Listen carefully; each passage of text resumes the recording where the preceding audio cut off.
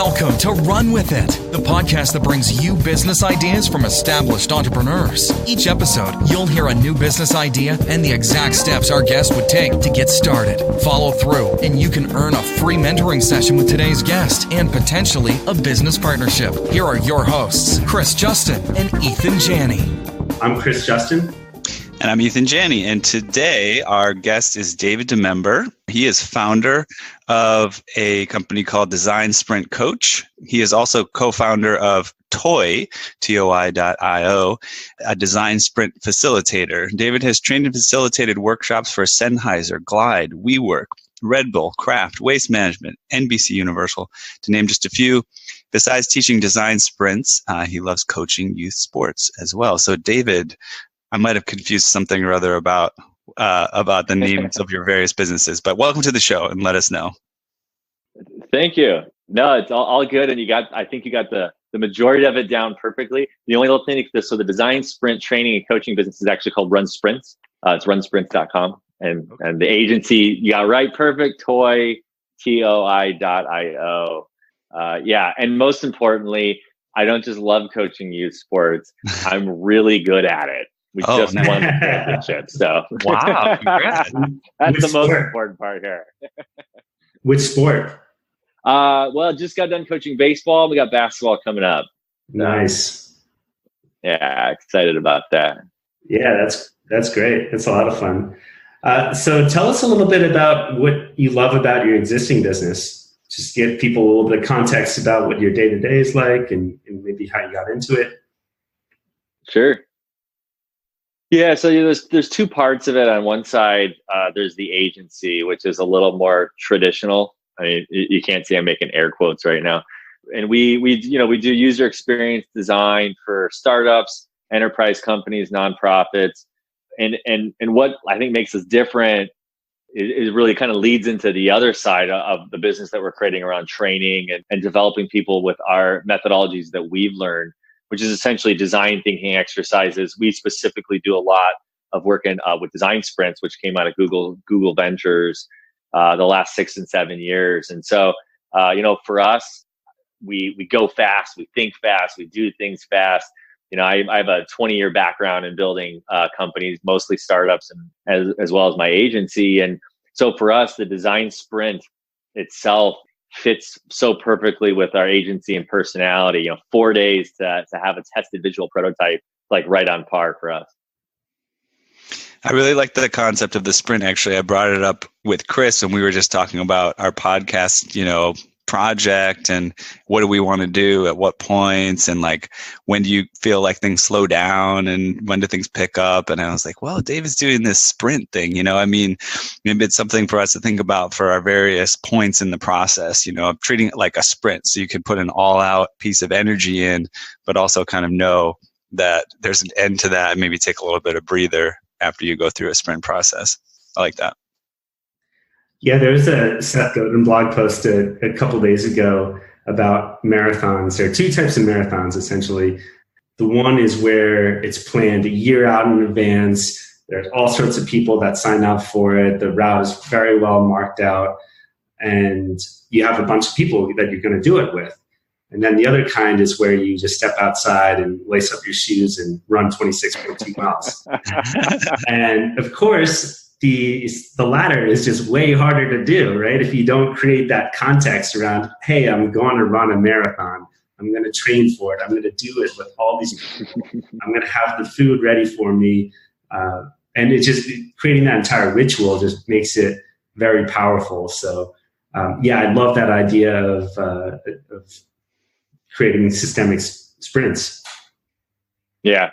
And to really tie in what both of y'all are saying, well, the design sprint in particular, it's something that goes lightning fast and it's very regimented. So it's almost like the Tour de France or something. There's all these stages you go through. Just to bring it back to your analogy, there's all these stages that you go through, and each stage is a little different, but you get somewhere and you get somewhere and you get somewhere, and next thing you know, you have created something in just a few short days from nothing, and all based in design thinking principles. So it's really exciting. When I hear you say like run a sprint without training for it, I just turned 40 last week. I think my life flashed before my eyes really quickly when you said that. So I don't know. I was a little confronting, but I get the analogy.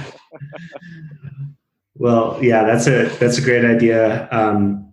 Would love to share a link for people to find out more about this. Where should people go if they want to learn a little bit more about what you're process? Sorry. Absolutely. Yeah. Runsprints.com. That's our design sprint training site. And we're actually getting ready. By the time this is released, actually, we'll have our new site launched, and we got some boot camps coming up in San Francisco and Los Angeles. So we're really excited about that. And hopefully we'll bring some workshops and boot camps out to where y'all are too.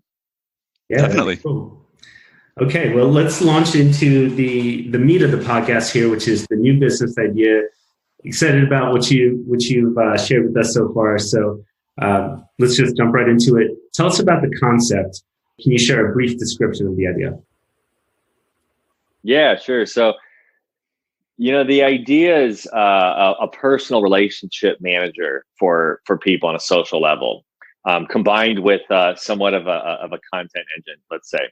And, I'm speaking of this in terms that I think people in the business world would understand. If you look at like Salesforce and, tools like Hootsuite and Buffer, where these are standard now. Every business has a CRM. Every business has some sort of social system to put content out into the world, to have conversations with people. Well, in our personal lives, we don't really have anything. People will tell you that, is consistently having less and less time. And we're sort of relying on social media, whether that's Instagram or Facebook or Snapchat or whatever, for a lot of our relationship. And it's just sort of, we're at the mercy of their algorithm. So the idea is to really bring back some control, use the tactics and techniques that are used in the business world to have more intentionality and to be able to build the relationships that you want to build in your life. Fascinating. Yeah, that's really cool. So the idea is, let's clarify. Yeah, because this sounds interesting. What I want to get, we'll get more into it later as well. But so Perfect. It's like, this is for romantic relationships, or as well as just like friendships and whatnot? Yes. Okay, great. Part of this, it's a great question. And part of this was sparked from, I don't know about you guys, but I tell myself fairly often, and I hope my mom is watching this, but I tell myself very often, I could never talk to my mom enough. I sort of rephrase that in a way, like if my mom's listening, but no, it's like, I communicate with my parents decent amount. I try, but it's like, I want to communicate with my parents more, my sister, my brothers, and and of course friends. I'm a parent of 3. I'm a business owner. I got all these things going on in my life. People say that something's got to give, whether it's your health or your social life or whatever. And so one of the things that my sister is actually, I've learned from her over the years, is that, sometimes just sending someone a text, like a random text, like, hey, how you doing? What's up? It could be a lot of different incarnations of it, but sometimes it's mentioning someone on social, sometimes it's text, whatever else. That's at least the early ideation of this. And it's really for whoever, whatever community that you want to create around yourself. Yeah, I love this. I try and keep in contact with a lot of my friends from high school, from college, from New Orleans, just various stages in life. And I have this nagging feeling of, I haven't texted Omar in a while, or I haven't called Maggie, right? Yeah. And it sounds like the goal that you're talking about is to be more intentional about that, rather than having that person pop up on your Facebook newsfeed or on Snapchat, and maybe you see that and maybe you don't. Just bringing that control back into your life. One question I have for you, and this is something maybe my wife will give me a hard time about, is it too contrived if you have something like that pings you every 2 weeks to say, hey, send a message to this friend? Yeah. That's a great question. So there's been a lot of incarnations of this in the past, where things pop up, and I remember seeing there's an app called Catch Up about 6 years ago, and at the time, I don't think TechCrunch allows for commenting anymore, but at the time, I don't know, but at the time they did, and all the commenting was basically speaking to what you're saying. This is too contrived, and first of all, everybody's doing something anyway to some extent. One, two, it is if you say it is, and at the same time, I think that there's something to this where we saw in the world of social media where, when it started popping up and then all of a sudden you had the Hootsuite and all these things that popped up and it's like automation, all these things happen, right? And everyone, there was a period where social media really was getting turned into like a PR machine and people just cranking out. And then the quality of conversation and content went down. And of course, there's a lot of credits like, Gary Vee and, people like him who sort of said, hey, look, this is all new and it's really about having conversations with people. So, of course, it could devolve and be, into something like that. As I've thought of this, one of the things that comes up for me is not to have pre-generated things and not to necessarily have things that are set up in a way where you can just copy and paste the message or here's something to send or, hey, click here. It's like the nudge and those things from Facebook and the poke and stuff like that. Like there's no value and there's no connection with that. At the same time, a lot of us, I know for myself, like I use reminders and different things to, remind myself to, just to get in touch with people. I actually have a Sunday afternoon meeting set with my oldest son who's at UCLA we speak. We have an appointment to speak. So we have intentionality around that. So, with that said, I think that, that's certainly, that's, I think the greatest concern that you're bringing up with this and certainly something to look at is how do you make it authentic, I think is the real key. How do you create authentic connection with people? I got a couple of things to add to throw in the mix here. I think it's very interesting. One is when I was first dating my wife, actually one of the things that I appreciated about our relationship was she would tell me what she wanted. Not in like a demanding way, but like just in a like informative way. And versus other relationships I had been in where the woman gets frustrated. You didn't know that was the thing that I needed, like, no, I didn't, So we would be sitting I would out. have known. Right. We'd be sitting out. We'd be out and about. And I'd be thinking, man, I'd really like to put my arm around her, but I don't know how she is about PDA or whatever. And she'd grab my arm and she'd just like put it around her. And I go, oh, thank goodness. Like that's what she wanted. Everybody's happy, And so that makes me think of, like you said, like less canned things. That, this is just going to work for relationships in general. And maybe there's actually a way to optimize for your specific relationship, get feedback from one person on one end of the relationship about what they need, which may be different than other people. Use like the 5 languages of love or something like that too. And like get people's, they're more of a gift giver than a compliment giver or something like that. And knowing those things about the individual, I can see is totally different than what you can get on like a Facebook or something, right? Facebook's not, they just generalize you, person A, person B. Person A should say hi to person B. Right. It doesn't always work. Now, the other thing that I wanted to introduce here, which I found fascinating, and I always wanted to like make like a Facebook plugin for this or whatever. I was reading a book and it had something to do with relationships, and they said to kind of like take a catalog of all the people in your life. And I think there were like 3 ways to rate them. Like one, like on a scale of 1 to 10, like are they a proximity? Like do they live far away? Do they live close? Right.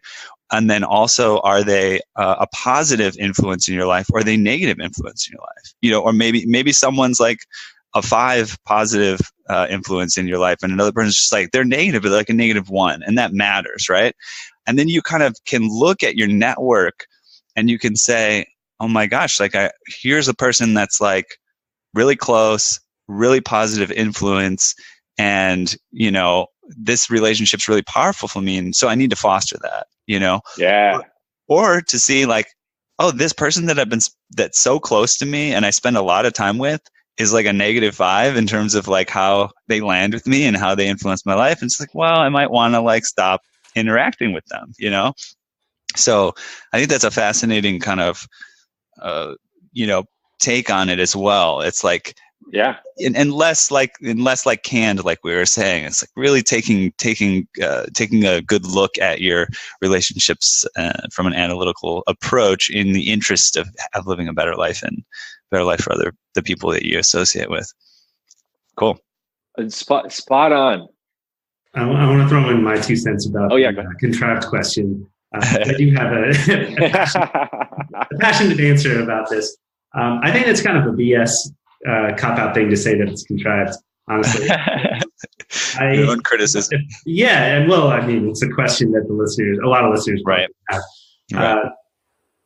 If I'm looking at my to-do list for today and I have 30 items on there and I have 5 chores that I want to get done after work, that's 35 things that I'm intentionally saying that I'm going to do, but I'm not creating any space and not creating any intentionality around relationships or outreach for my wife or any sort of loving connection there. That it just seems silly to have the leftovers for that, right? And exactly. So yeah, if you don't prioritize those actions, I think that your time is going to be consumed by randomly scrolling on your phone or whatever else. And to me, this would be the first thing that I check. Make sure that I have this taken care of in my day, and then I can go through and look at my work to-do list. I have a weekly event set up on Wednesdays, actually, to schedule something fun on the weekend with friends. And it's just I have a few personal tasks in my to-do list. That's one of the things that pops up. I have a couple others that I can't give away all my secrets because my wife is definitely going to listen. But yeah, that's I use it for that sort of thing. And I think that there are 2 answers to that. One, I don't believe that the contrived answer holds a lot of water it should hold a lot of water for people. And 2, I think that there are enough people out there who would say that, yeah, I don't believe in that. I don't believe that it's contrived. I'm going to use them anyway. So yeah. And I think that people might say that and use it. 1, 2, I've been with my wife for 12 and a half years now. So I kind of missed out on all like the mobile dating app thing, and, online dating was pretty popular, but it's still coming up and didn't use it that much. But, there's a lot of complaints around it, yet everyone's using it. And I think everyone has a fantasy of how things should go in life. It's like, like Ethan was saying earlier, it's like, you should know what I want already. I should just meet people. It should be spontaneous. This should just happen. And then it doesn't. And, right. It's like you said, if you don't prioritize it, you're literally not prioritizing it. That's what's happening. So there's a couple other things as well, too, that have come up in some conversations and just, when I've talked about this with people. One is that there's already a lot of scheduling things that are out there. Google even has AI in the calendar you can use around goals and things of that nature. There's a lot of apps out there for like reminders and scheduling and things of that nature. But this goes back into what we were talking about earlier, where like when you really start to look at, how this is customized for relationships, like that's the key, and it's not just about scheduling things. And, right now I'm, same boat. I've got a couple do, talk to Sam each Sunday and do some things each day of the week, but, like really doing more than that. And, and creating intentionality of not just being with someone, whether it's online, offline, sending them a note, a gift or whatever, but also like, what do you want? Like I just hit 40. Now for me, a priority in my life is, I'm like getting emotional right now. Like a priority in my life is being closer with my parents. Like I really want to, create, that's a real priority. And so, how does that happen? And it's not just like, certainly not just texting my parents, and it's certainly, but it's starting. And so another element of this is maybe some coaching, and that could come in a lot of different forms. There could be some AI, some content, and there could even be, inside of this at some stage of it, probably not an MVP early stage, but at some point to have actual like relationship coaching of to some extent, which again, I think goes back into, is that contrived, right? Yet it's something that exists in the world. And what if you could get 15 minutes of coaching every week around a relationship? What if you could get someone who could respond to some messages? So that's kind of another idea of it, is that, or a concern, and I sort of asked and answered my own question there a little bit, but where like, doesn't this already exist? And I think that we're in the era of, I want things to just work. I want things to be really easy. I want things to kind of do everything for me, teach, provide tools, and, kind of be at a level of simplicity to life as well too. So yeah, I know that was a whole world I just threw out there. When you mentioned AI, I had this really awesome feeling because you put using AI in the context of like fostering better human relationships. Mm-hmm. And I feel like all that I think about what AI gets tended to use for is to like maximize profitability, Mm-hmm. and that's the kind of AI that people have this like, Armageddon movie, the Matrix movie where the machines take over and, yoke us all to their, to maximize whatever they're doing. And I feel like that the kind of AI to maximize profitability is the kind that I could envision going down that wrong path. But if you told me AI was used to foster human relationships, I'd be like, how could it go wrong? It's going to make me love you too much. Like, it's going to be so too great. intense, Yeah. There's a term on that I've seen on Reddit a couple times, white mirror, which if you guys are familiar with the Netflix show Black Mirror, it shows the dystopian future that's possible with technology and AI. And this term white mirror is used when it's a counterexample of AI or technology being used to really enhance human connection and humanity. The example that I saw in most recently, there is an app where you can answer a FaceTime call from a blind person who needs to choose a milk carton in their fridge or something. Help me find the almond milk. They'll call out all sorts of people. You answer, and then they point their phone at the thing, and you say, move a little to the right. I think it's called Be My Eyes, and someone's comment on that is, white mirror. That's just a beautiful example of technology helping things be better for people. A feature that I thought of while we're talking here is, let's say you have a short list of 5 or 10 people in this app that you have on your phone. And when you are in proximity with one of those people, it blocks all other functionality on your phone. So you are just fully present with them.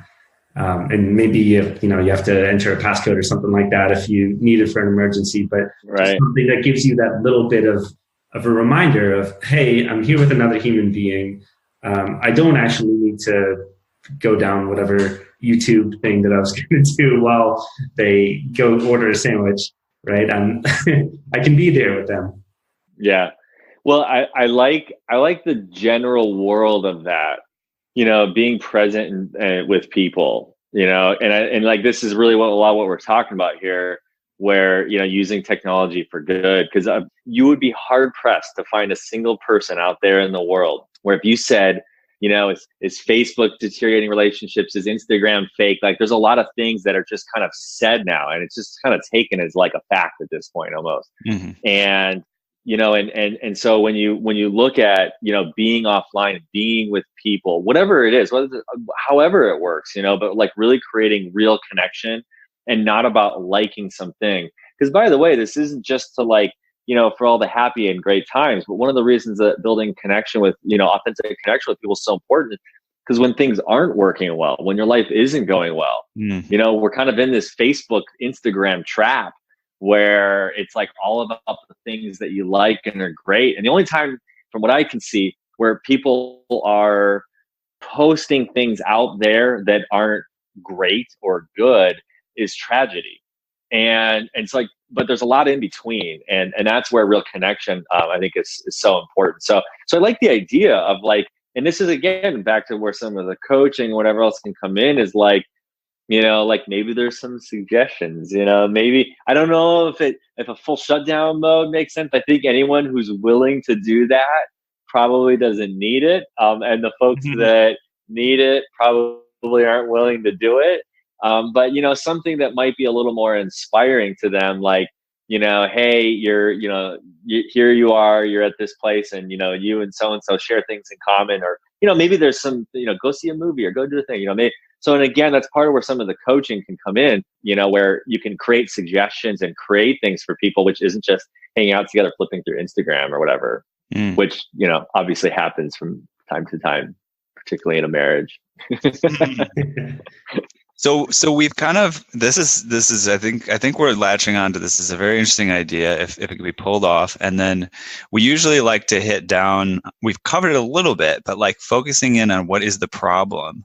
And I feel like, we all might be able to just, we all might get just like so depressed and start crying at this point, because it is a huge problem. But why don't you just tell us, like, how do you define the problem here in just more focused details?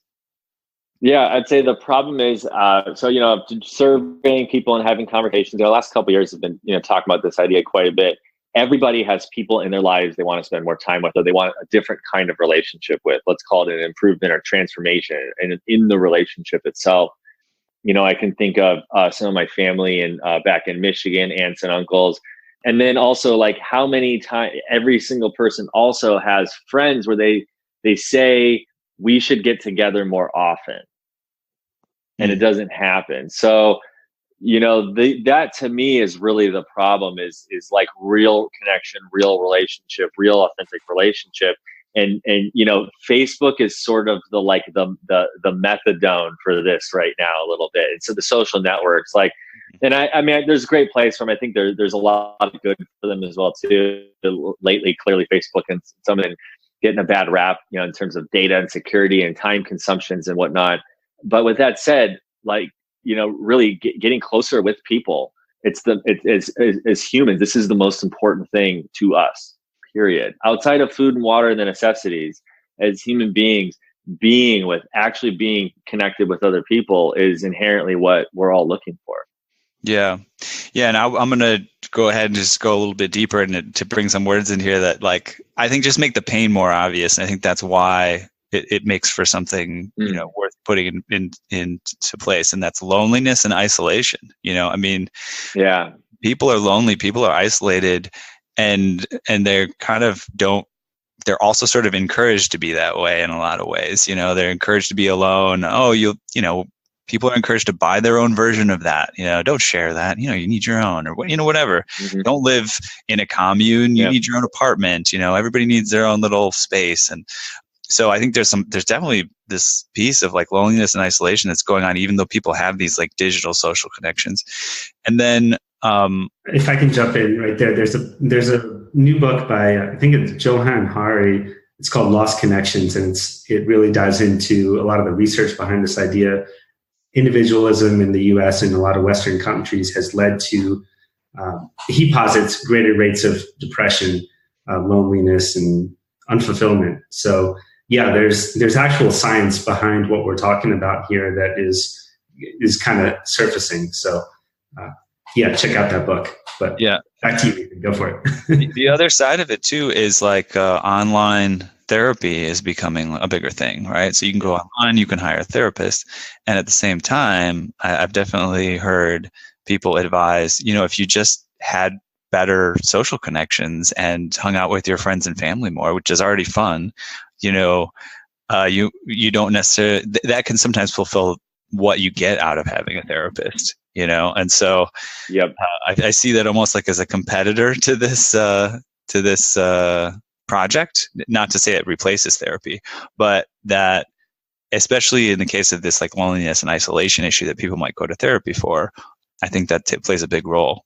And people also, your health is better when you have better relationships. I think there's studies around this. I don't know specific ones to cite, but I'm pretty sure there's some research-based evidence here. No, absolutely. And to that point, I wouldn't say there's the competition anyway. Like, this is really complementary. Because back to your point, I mean, in therapy, all you're talking about is relationships. And so when you're actually getting out there and being more active in the relationships, there's more to talk about and work on. And that's where, whether it's coaching from AI, real people, or whatever it is, like, we all have things that we're doing in relationships that aren't working. Mm-hmm. I used to think that, like, people wanted to be talking to someone who was really smart and had all the answers. And that kind of, for me, was like about being right all the time. And until I really like got in communication with people that like about this, about my relationships, why they're not working, I didn't really get that. Like, wow, like people are just taking me as a jerk. Here I am thinking I'm like giving them a bunch of great knowledge and stuff. And so, I think that actually being in real relationships, and not just like, hey, how you guys doing? How's the weather? What's you up to? Oh, I'm good. We're good. Everybody's good. Everything's great. Like like that's the world we live in, where most conversations are very surface level at work, on the, wherever random places. But, the more time you spend with someone on a personal level, the deeper you're going to go, the more you can really start to work on your relationships at that point. So. That brings to mind, I'm going to keep peppering features as I think about them. That brings to mind a feature that I'd love to have in this app would be a little note to remind me of some event to check in on in a few weeks or months, year, or whatever. My buddy just made detective on the police force, and he had his interview a couple days ago. So that was something that was top of mind, but I had to remember to ask him about that. I wanted to ask him about that, but it's easy to forget. Yeah. So it could be cool to have, hey, tag Dan, check in with him in 4 days or whatever about ask him what kind of feedback he got on the interview.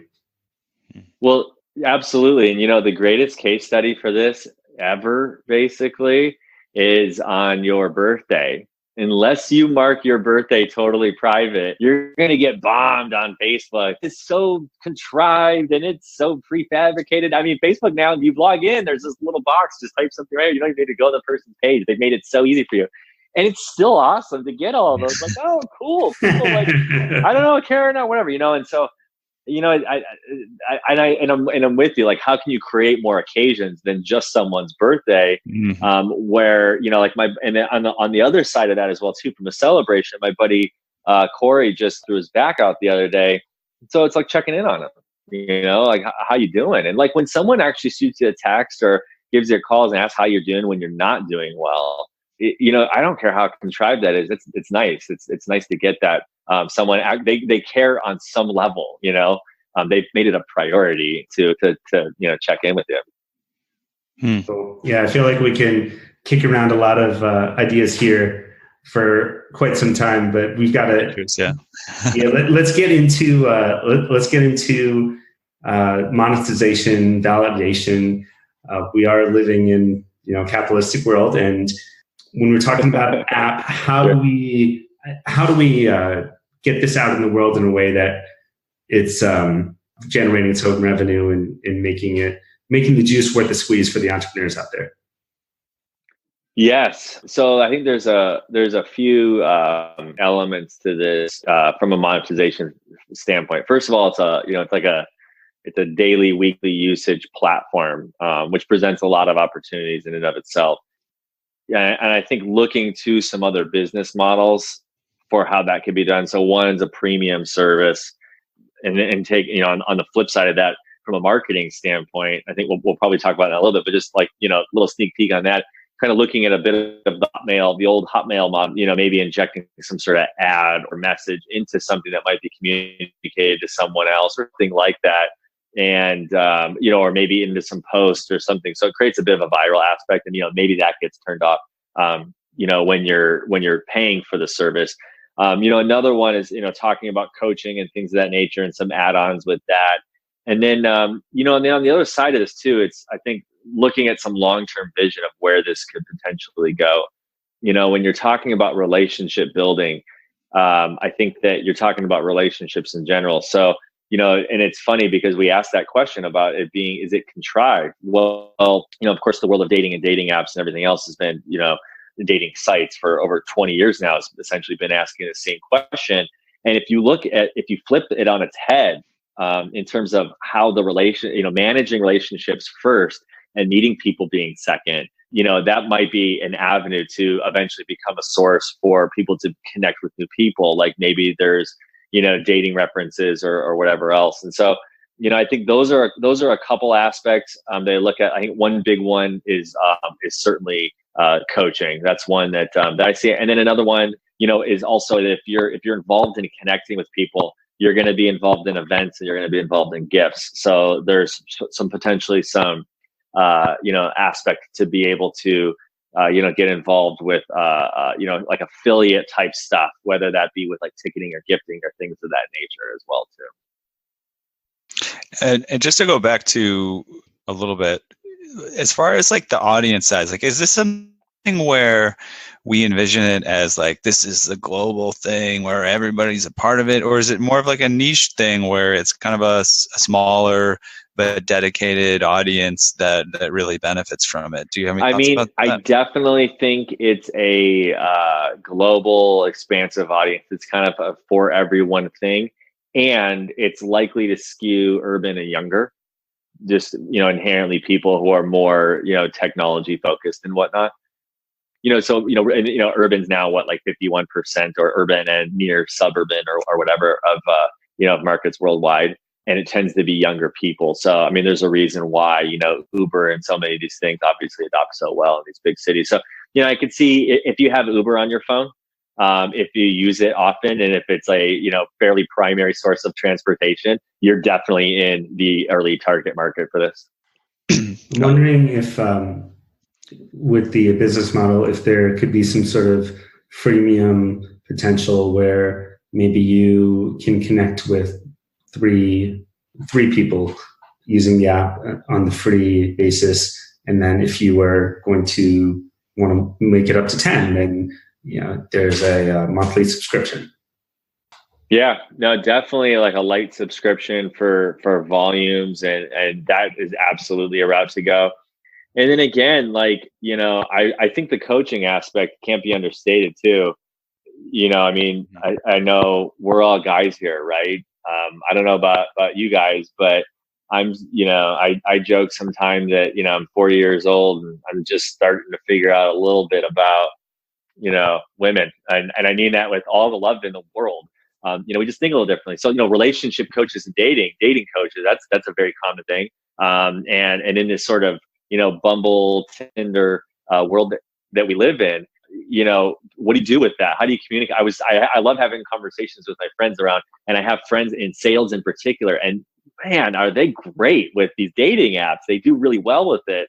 So, and then again, the coaching aspect of like furthering and building things, and just like with telemedicine and, getting therapy to like, I don't think most people know where and how to get coaching, especially around relationships. So there, to me, is a huge opportunity there, especially for micro coaching or, creating a coaching plan. I mean, if you think about this idea, virtually anything that is done in the business world to grow business relationships translates over in some way. And the key is going back to your original question, I think, is how do you learn from everything that we've learned in business?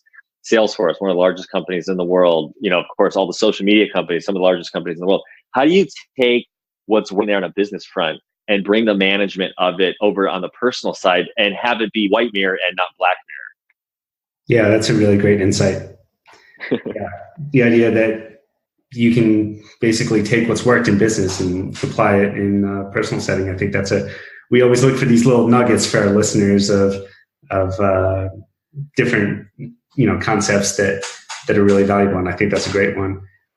With the coaching, in terms of if you don't have to state a number if you are unsure of it, but about how much do you think someone can charge on a platform like this?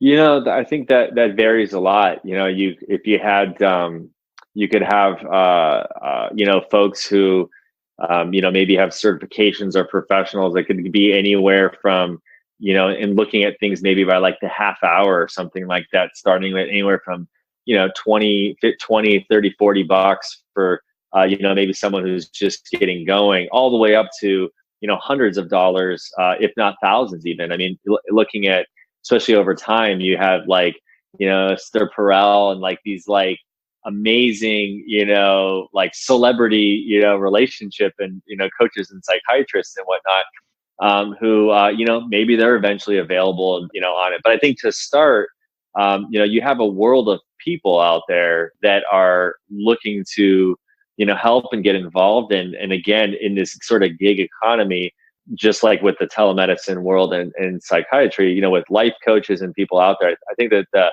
the price points and the convenience for everybody involved could make it very valuable. I mean, you look at, therapists who maybe have a practice or whatever else, want to make some extra money, book some gigs in the evening or in your off time or whatever else to be able to jump in and help. So I think there's a lot of people and there's a wide range for it. To me, one of the biggest things here is not just having that, video or voice conversation, but also if you look at the world of online education, where a lot of classrooms are not necessarily live, but they're like more, kind of message board style and things of that nature. So, and as with business coaching, same thing. Like if you have a personal relationship plan, here's a 6-month plan to reconnect with your daughter who you haven't talked with, I haven't been close with in 20 years. It's not going to start with y'all going on vacation together for a week, but maybe that's the goal that you work towards, and you start to work towards that. And you have someone who's kind of, being an accountability partner for you and checking in on you. So, maybe it's not necessarily by an hourly kind of thing. Maybe maybe these are packages that are sold as well too, where, and I say this as someone who's, very techie and business and entrepreneurial oriented. And I keep going back to your original question. I'm so glad you asked it.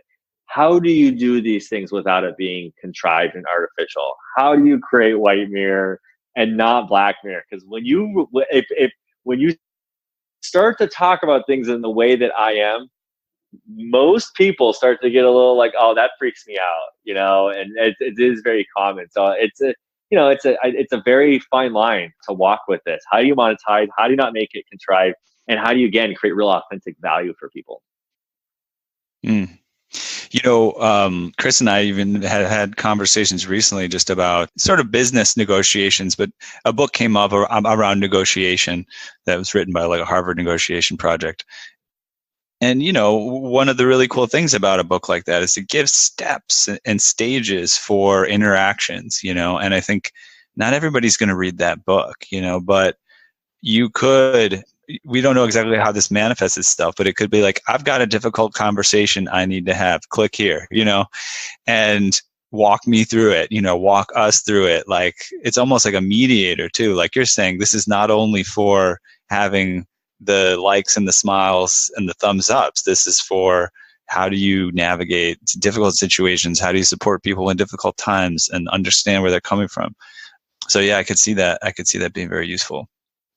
Yeah. We haven't talked about any sort of gamification aspects, which I'm hesitant to bring up because that's like it seems so such a silly thing to talk about in this context. But if people like seeing check marks like that, I like seeing it. I like seeing that I have a streak of I've done these tasks that are important to me every single day. And if I have, a task to call my mom every week, and I have a streak of 40 weeks where I have that going, I'm going to want to do that 41st week.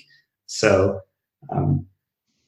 it's something that we can look at. Well, it is. And I think that there's something that to look at again from like a net promoter score, like how happy is someone with you or something along those lines.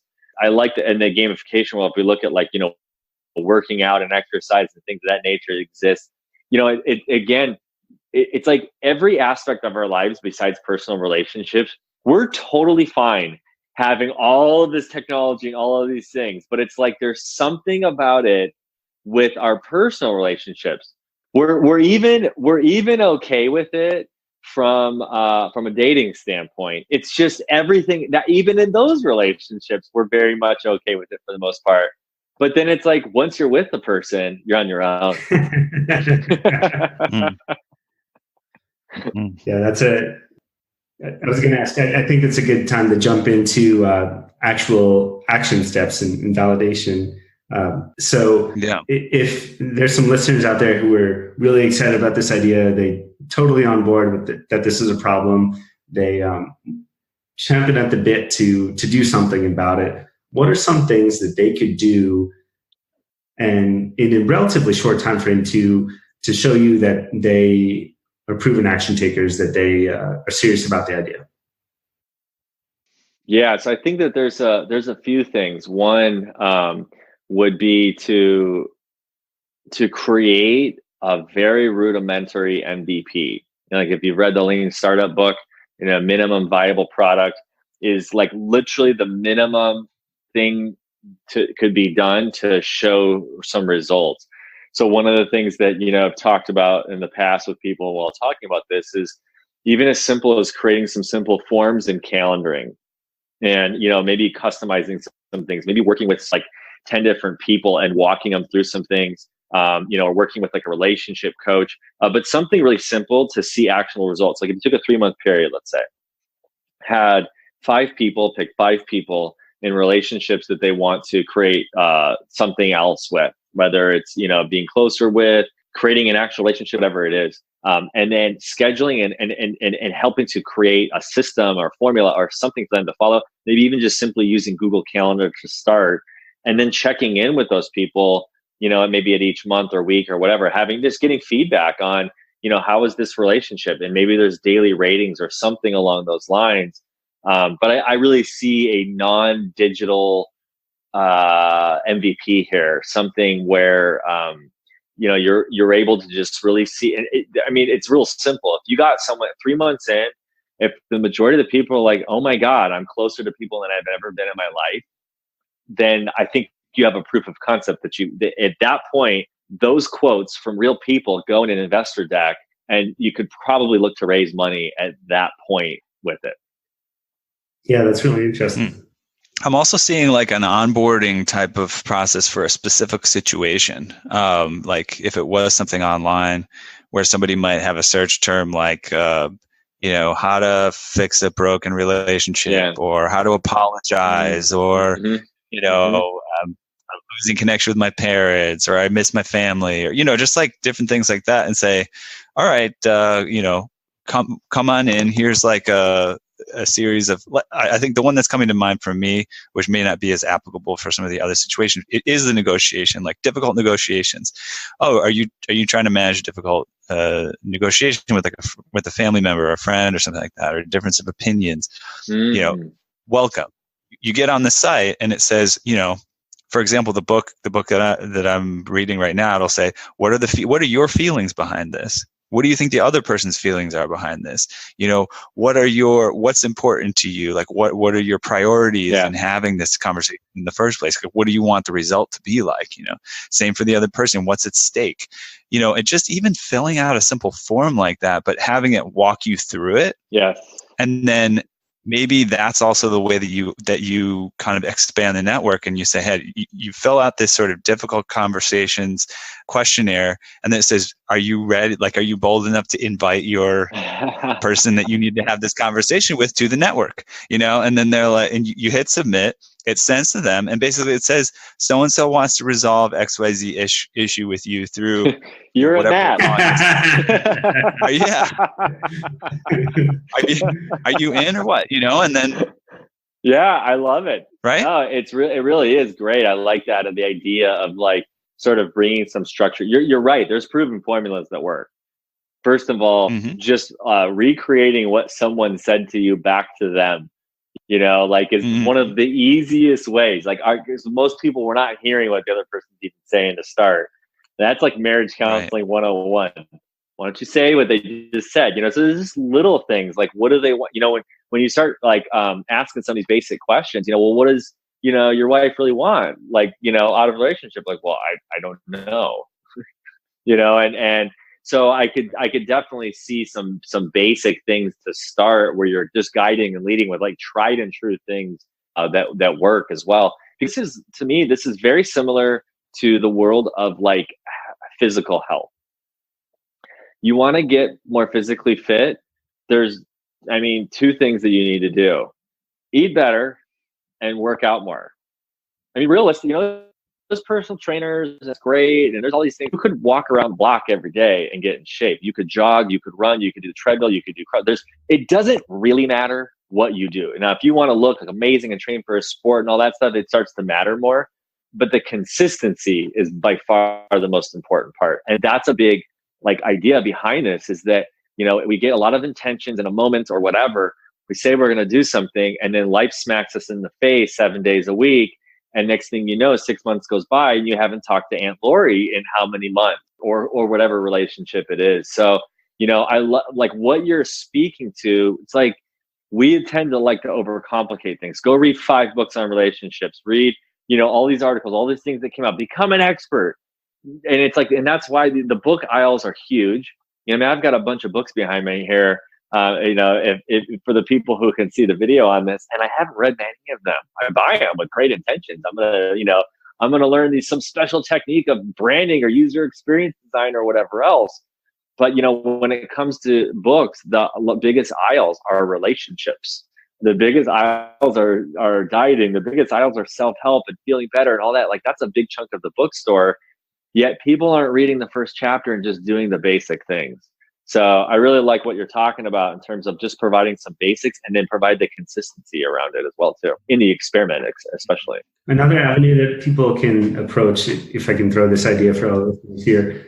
Are you guys familiar with the concept of shortcuts in iOS? I'll just explain it for everyone. Apple, not keyboard shortcuts. They're, I think maybe they were called workflows, but now Apple rebranded them to shortcuts, and they are multi-step processes that you can automatically start. So it could be, you'd say something like, "Hey Siri, set my coffee timer," and it automatically will set a 3.5-minute timer, and then it'll start, reading you the news during that time, and maybe it sets your phone on do not disturb mode for the day, tells you the weather. It does a combination of things all together. They're not very hard to program, is the reason I bring this up. And it seems like someone could build an MVP around shortcuts for people that they care about. So it's a great idea. Yeah, and those are ones that you can share with others. You can create an iCloud link. Other people can just import that into their profile. Maybe it's, who are the 5 people that you want to stay in contact with? What's the frequency that you want to communicate with them? And it automatically creates a reminder for you once a week, or whatever the frequency that you set. That's something I could build that in, 2 hours. So that's something that I think is pretty easy to build an MVP and then share it with the world, see what kind of response you get. I like that. And I think that just to expand in there from an opportunity standpoint, what I really hear from that is basically create templates in a system that someone's already using. So Google Calendar comes up as well too, like able to maybe import some calendars and move some dates around or something along those lines, or use tools that already exist to help set something inside of a system that you already use. I think that's fantastic. Yeah. The concept that comes up for me here is do things that don't scale. So this isn't going to be a perfect solution. It's going to require a little bit more manual work to figure it out, which isn't necessarily a bad thing, because doing that manual work gives you that feedback from your customer base around maybe this messaging here was a little off key and it turned me off. And you don't get that if you just put out an app to the world, right? So if you're actually engaging with the people that are using the service, you're going to be able to iterate much quicker. So, yep, love it. Cool. So I don't know. We've got a few different options of actions that listeners could take to get this started, getting in on the ground, getting into some, just a handful of people and helping foster relationships there, doing some kind of a conversation, coordinator, doing like a calendar, notification optimizing program. Is there anything else worth sharing? Or should we wrap it up soon? I have one more thing on the calendar thing.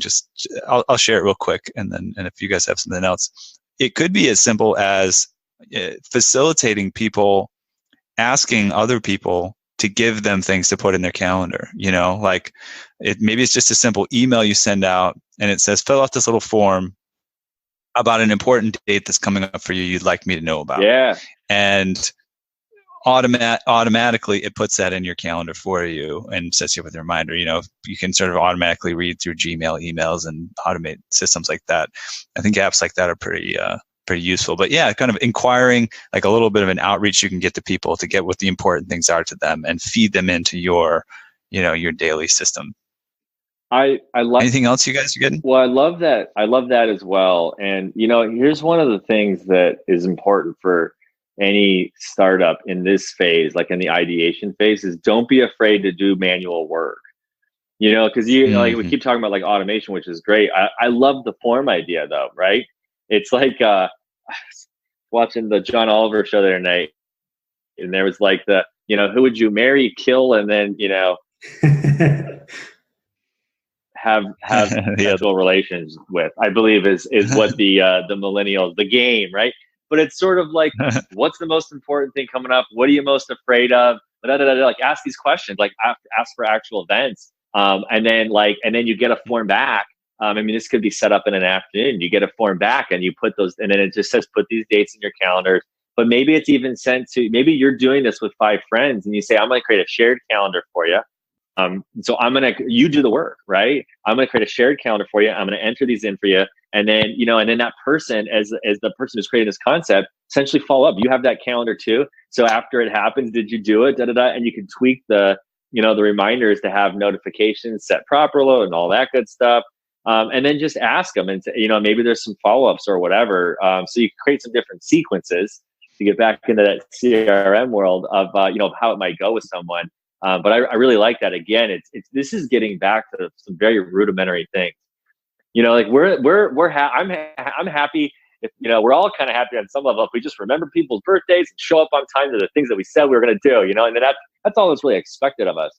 But when you reach out to someone who's dealing with something, when you're there, showing up is one of the most important things in the world. And, and it's like, just by simply creating that, I think you could really prove that you can make a big difference in people's lives. I think that's a fantastic place to end here. So listeners, email us any updates, any actions that you've taken. Tell us what you've done with this idea. Email us at update@runwithit.us, and we'll review all of the submissions that we get, and the ones that we feel like are really, really impressive. You're going to have a shot to connect with David here, an established entrepreneur, 20 years in the business. He's done all sorts of things, obviously has great ideas. So it's a very exciting opportunity to launch a business. David, this is your chance here to share a plug. Where can people learn a little bit more about you? Any last minute actions you'd like them to keep in mind? Sure. Yeah. By the way, I really want this app to exist. It's like always been kind of right there. We incubate a lot of things.